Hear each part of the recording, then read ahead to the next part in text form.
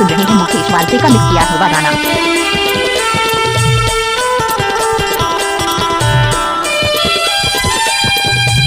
DJ Mukesh वालते।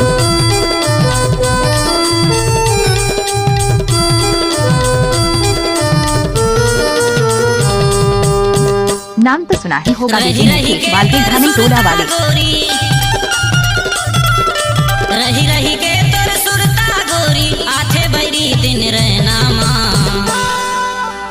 गोरी तोर मोहनी मूर्तिया झूलत रही थे मोर नैना गोरी तोर मोहनी मूर्तिया झूलत रही थे मोर नैना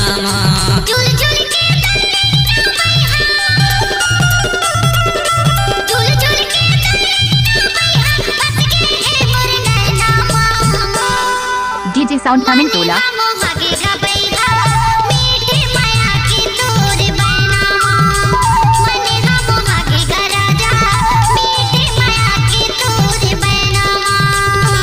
गुलाब का सुगंध लीजिए मिक्स किया है मुकेश वाले ने गाना का मजा लीजिए।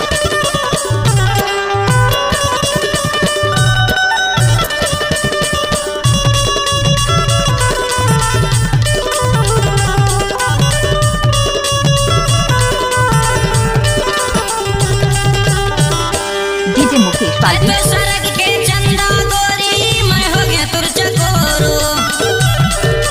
मन मंदिर के रानी होते हृदय में बस गे मोर मन मंदिर के रानी होते हृदय में बस गे मोर दिखत मौला तोरे चेहरा दिखत मौला तोरे चेहरा देखता हूँ जब मैं ऐना डीजे साउंड कमिंग टोला। गोरी तोर मोहनी मूर्तिया झूलत रहे थे मोर नैना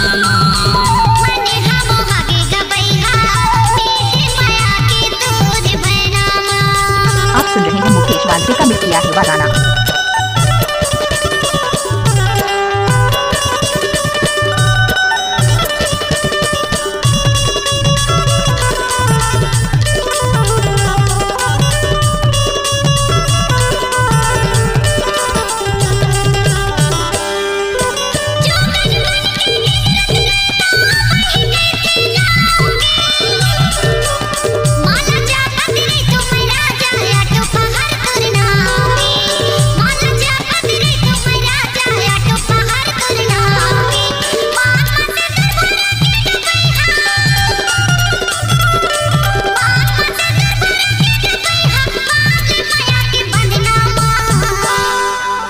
DJ Mukesh वालते।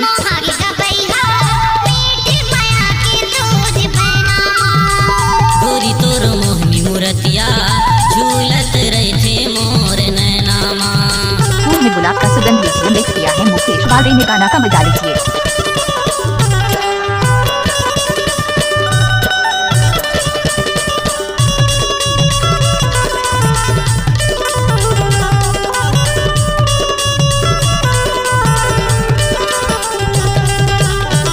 DJ sound coming टोला। जन्म के मोर संगवारी सुन ले मन के बात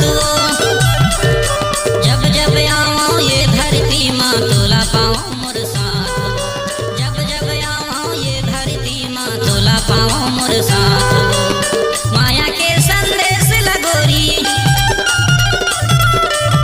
माया के संदेश लगोरी बाटत रही बुन दुनिया माँ डीजे मुकेश वालते।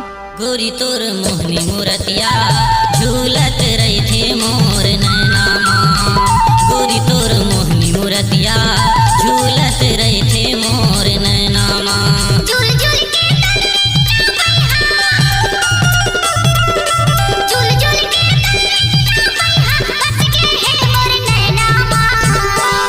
डीजे मुकेश वालते।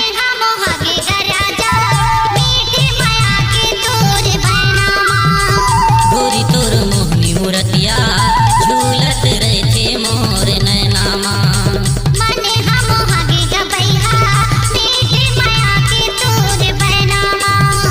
गोरी तोर मोहनी मूर्तिया झूलत रहे थे मोर नैना डीजे साउंड कमिंग टोला।